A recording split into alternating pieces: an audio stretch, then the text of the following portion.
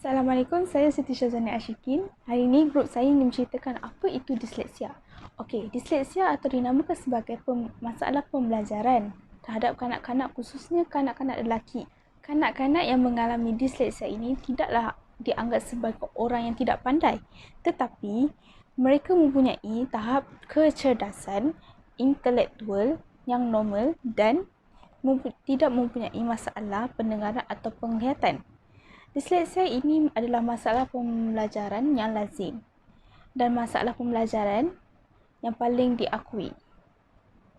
Sesetengah mereka tidak boleh baca perkataan yang panjang atau mengenal nombor dalam masa yang singkat. Mereka akan mengambil masa untuk mengenal pasti huruf atau nombor tersebut.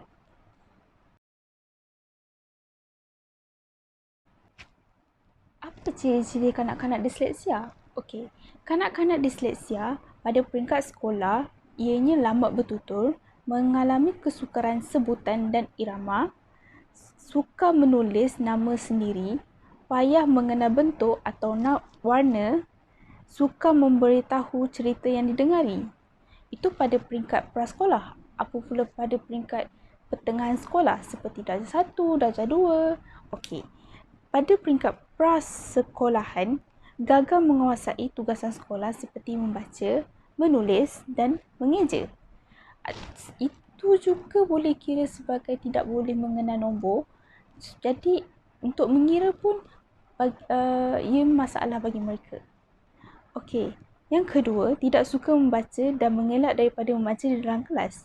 Manakah mereka suka untuk membaca dalam perkataan yang panjang dalam masa yang sangat singkat, jadi mereka mengalami masalah tu dan ianya seboleh-bolehnya mereka ingin elakkan. Okey. Yang ketiga, kesilapan semasa membaca perkataan atau nombor. Contoh, 15 jadi 51. Was jadi saw. Dan B jadi D. Kanak-kanak disleksia ini juga keliru antara hari ini, hari esok atau hari semalam. Mereka akan sering bertanya kepada orang yang terdekat tentang perkara semalam, tetapi tanya pada hari ini dan ia ingatnya hari ini. Kalau macam benda tu tak jadi lagi tapi dia ingat hari tu esok pada hari ini. Begitulah ceritanya. Itu sahaja untuk ciri-ciri kanak-kanak disleksia.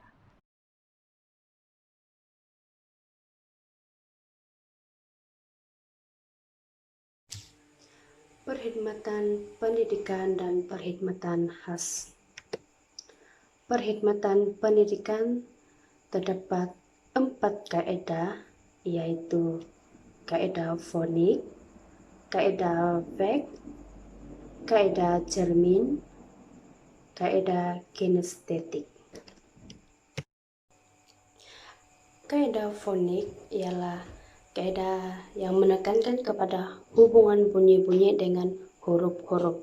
Sebagai contoh, ba tambah ta yang disebut sebagai bata.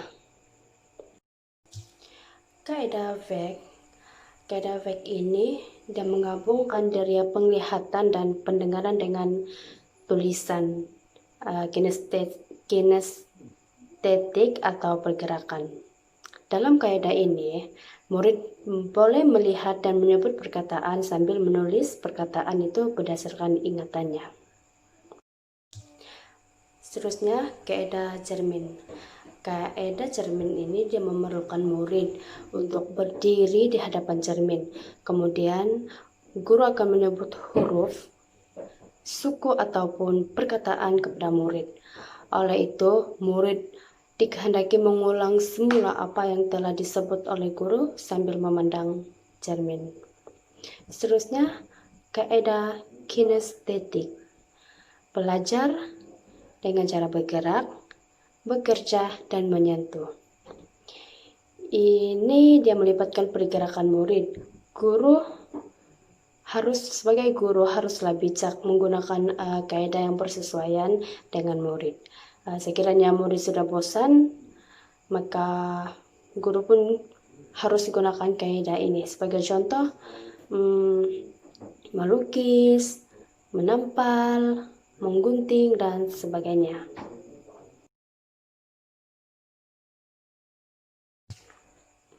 Perkhidmatan khas.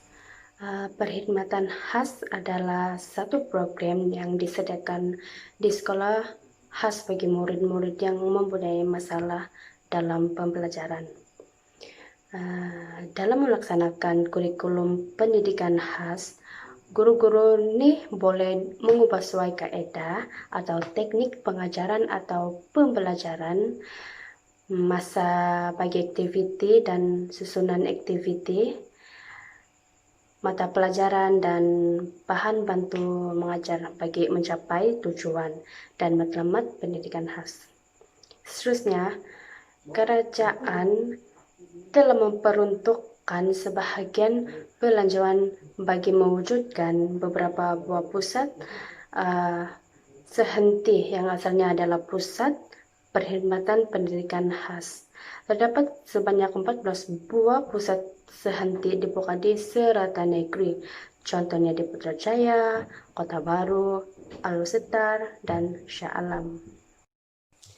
Selain itu, Kementerian Pelajaran telah menjalankan satu proyek yang dinamakan Proyek Rintis ISD, Instrumen Senarai Semak Disleksia.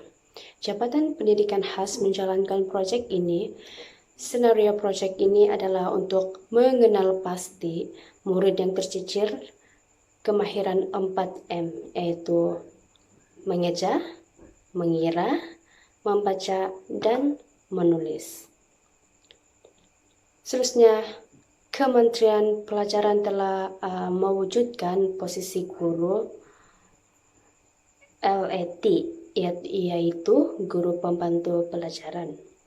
Mereka adalah guru-guru terlatih yang mempunyai sijil pendidikan khas dari UPD dan Kementerian Pelajaran.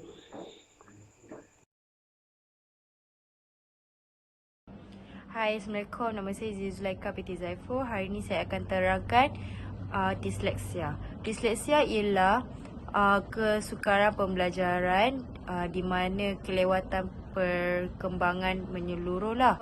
Menerima pendidikan khas bukan yang biasa kerana mereka mengalami kesukaran untuk menulis, membaca, mengeja secara intelek.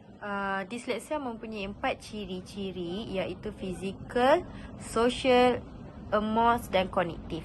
Ciri-ciri fizikal mereka pula mempunyai masalah untuk membaca seperti kefasihan membaca, mempunyai masalah untuk mengeja sebab mereka susah untuk ingat. Kemudian mereka confused dengan huruf atau bentuk yang sama, contohnya seperti B dan D atau P dan Q. Ciri kognitif pula mereka lemah dengan memberi tumpuan, perhatian dan ingatan. Mereka juga tidak dapat mengikuti pembelajaran akademik seperti murid yang lain, dan mereka tidak menyedar tingkah laku mereka tidak senormal kanak-kanak yang lain.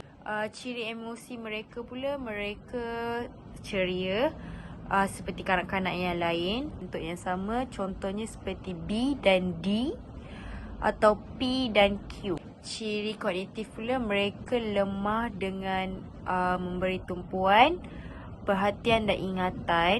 Mereka juga tidak dapat mengikuti pembelajaran akademik seperti murid yang lain, dan mereka tidak menyedar tingkah laku mereka tidak senormal kanak-kanak yang lain. Ciri emosi mereka pula mereka ceria seperti kanak-kanak yang lain. Mereka juga perlu bimbingan guru lah. Mereka juga mudah putus asa jika gagal memahami cara penyampaian guru mengajar. Tanda-tanda kanak-kanak yang menghadapi disleksia ialah tidak merangkak semasa bayi, suka menggantikan perkataan dengan hyperaktif. Mereka juga bertutur dengan lambat dan tidak mendengar memahami arahan sedikit. Punca-punca disleksia ialah keturunan atau genetik, di mana ada keturunan yang mempunyai disleksia. Mereka juga ada biologi, iaitu dilahirkan tidak cukup bulan atau menerima oksigen semasa lahir, dan kematangan.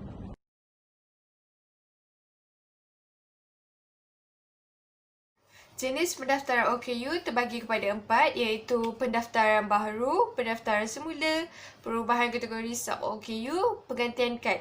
Okey, bagi penggantian kad itu lebih kurang macam ahli OKU yang mahu menukarkan alamat, seperti kadnya sudah kabur, kadnya sudah rosak ataupun patah, boleh pergantian yang kad baru. 7 kategori OKU iaitu pendengaran, penglihatan, pertuturan, fizikal, pembelajaran, mental dan pelbagai. Sudah membuat pendaftaran sebagai ahli OKU boleh membuat rayuan sekiranya permohonan pendaftaran OKU ditolak dengan mengemukakan surat kepada ketua pendaftaran. Pembatalan pendaftaran OKU ialah seperti meninggal dunia, terhenti menjadi OKU seperti sudah sihat atau tidak lagi menjadi mengganggu kefungsian tubuh badan kita, seperti sudah boleh bertutur dengan baik, penglihatan yang sempurna.